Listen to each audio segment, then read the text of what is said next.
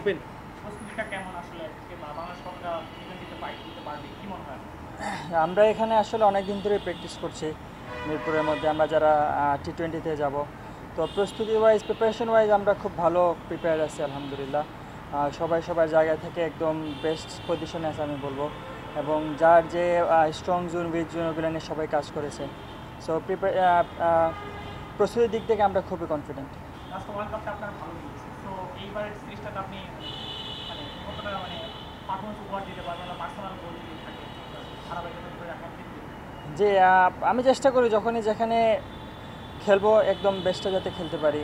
So সামনে India series আছে, ওই জায়গাতে আমি আমার বেস্ট দেওয়ার চেষ্টা করব। অতীতে কী হয়েছে না হয়েছে সেটা আমার কনফিডেন্স দেবে অবশ্যই, কিন্তু এটা আমি মনে রাখতে চাই না ওই রকম।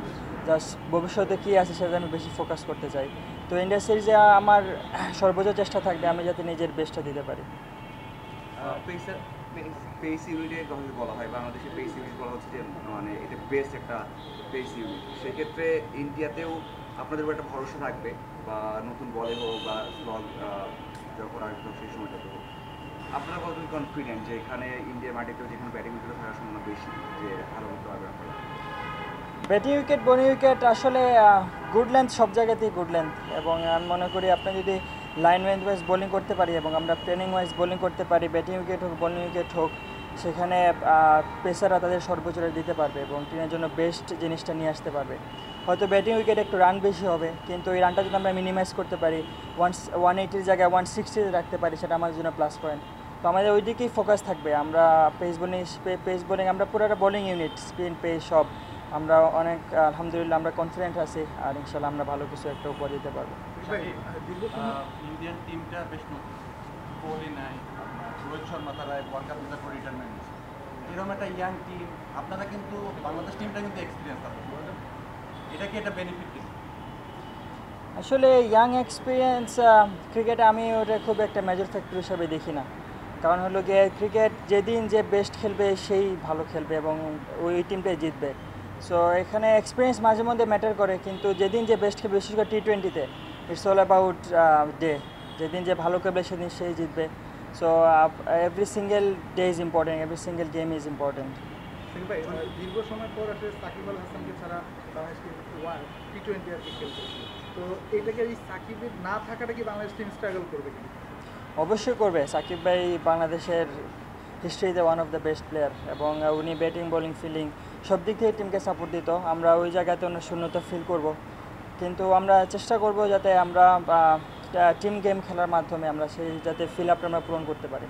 সাকিব বোলিংয়ে নতুন কোনো ভেরিয়েশন ট্রাই করেছেন কিনা, এবং ভারতের সাথে আমরা নিজেদের মাটিতে বা আমাদের দেশের মাটিতে সবসময় ভালো খেলে থাকি, কিন্তু ভারতের মাটিতে আসলে আমাদের হিস্টোরিটা খুব একটা ভালো না, সেটা নিয়ে স্পেসিফিক কোনো প্ল্যান করেছেন? অবশ্যই ভারতের মাটিতে আমরা যেসব নর্মালি সব উইকেট দেখি, ব্যাটিং উইকেট দেখি। তো আমি আমার যে স্কিলগুলো আছে ওইগুলো আরও বেশি ফোকাস করার চেষ্টা করছি, যাতে আমি আমার মার্জিন অফ হিরো যাতে আমার খুব কম হয়, ওই দিক দিয়ে আমি প্র্যাকটিসে অনেক বেশি ফোকাস করছি, এবং ডেথ ওভারে বিশেষ করে স্লোয়ার ইয়র্কার ওইগুলোতে অনেক বেশি ফোকাস করেছি। তাকে আমরা যতবারই দেখেছি আসলে ভারতের বিপক্ষে আপনি ভালো বোলিং করেছেন। আপনার অভিষেকটা তো ওয়ানডে ফর্মেটে, যদিও আপনার প্রথম ম্যাচে আপনি ভালো বোলিং করেছেন, বিশ্বকাপে ভালো বোলিং করেছেন। ভারতের বিপক্ষে সিরিজ সেখানে ভালো করলে আইপিএল খেলার সম্ভাবনাটাও আসলে থাকে। আপনার আসলে ব্যক্তিগত এরকম ইচ্ছে আছে কিনা যে আসলে আইপিএল খেলার বা ফ্র্যাঞ্চাইজি লিগগুলো খেলার? দেখেন, আমি যদি ইন্টারন্যাশনাল ক্রিকেটে ভালো করতে থাকি, ফ্র্যাঞ্চাইজি ক্রিকেট অটোমেটিক আসবে। ফ্র্যাঞ্চাইজি ক্রিকেট আলাদাভাবে আমি কখনোই টার্গেট করি না। আমার ইন্টারন্যাশনাল ম্যাচগুলো যাতে আমি আমার সর্বোচ্চ দিতে পারি, এবং আমার টিম উইনিংয়ে যাতে আমার কম্বিনেশন থাকে, আমার পার্টিসিপেশন থাকে, ওইটিকে আমার ফোকাস থাকে, এবং মেইন ফোকাসটা থাকে যাতে আমরা জিততে পারি, এটাই আমাদের মেইন ফোকাস। আর ইন্টারন্যাশনালে ভালো খেলে ফ্র্যাঞ্চাইজিগুলো অটো আসবে, ওটা নিয়ে আমি কখনো চিন্তা করি না। লাস্ট ওয়ান, শরীফুল বলেছিলেন আসলে যে আমরা ইন্ডিয়াতে জয়ের জন্যই যাবো। আমার নিশ্চিতভাবে আপনার মধ্যে সে আত্মবিশ্বাস আছে। আমি বলতে চাচ্ছিলাম যে কোন ইউনিটটা আসলে ব্যাটিং বোলিং ফিল্ডিং কোন ইউনিটে আমরা ভারতের চেয়ে একটু হলেও এগিয়ে বা কাছাকাছি রাখবো কিনা? আপনি যদি এভাবে কম্পেয়ার করেন, আমরা বলবো আমরা সব দিক থেকে আমরা নিজেদের এগিয়ে রাখবো, এবং আমরা সব দিক থেকে আমরা 100% চেষ্টা করবো। একটা গেম জিততে গেলে আপনার প্রত্যেকটি ইউনিটে ভালো করতে হবে, ব্যাটিং বোলিং ফিল্ডিং সব জায়গাতে। সো ওই দিক থেকে আমাদের ফোকাস থাকবে, আমরা যাতে প্রত্যেকটা সেক্টরে ভালো করতে পারি এবং আমাদের বেস্টটা দিতে পারি। ফাস্ট বলাররা সাধারণত একটু ফিল্ডি আছে, অ্যাটাকিং, আপনি খুব কুল থাকেন, মোটিভেশনটা কি? আন্ডার 19 কোন ছিল না ওয়ার্ল্ড কাপেও গোল ছিল না। না, মোটিভেশনটা আমি বি ইন দ্য মোমেন্ট থাকার চেষ্টা করি। আমি সবসময় প্রেজেন্ট মোমেন্টে থাকার চেষ্টা করি, ফিউচার নিয়েও চিন্তা করি না, পাস্ট নিয়েও চিন্তা করি না, জাস্ট ওয়ান এট এ টাইম একটা বল নিয়ে চিন্তা করি। সো হয়তো এই কারণে কুল দেখায়। Thank you. Thank you. All the best.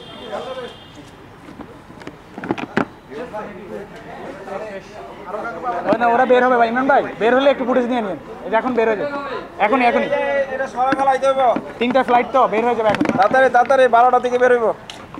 এই এটি কার কার কার 12টা 12:30 কয়টায় বের হইব? এই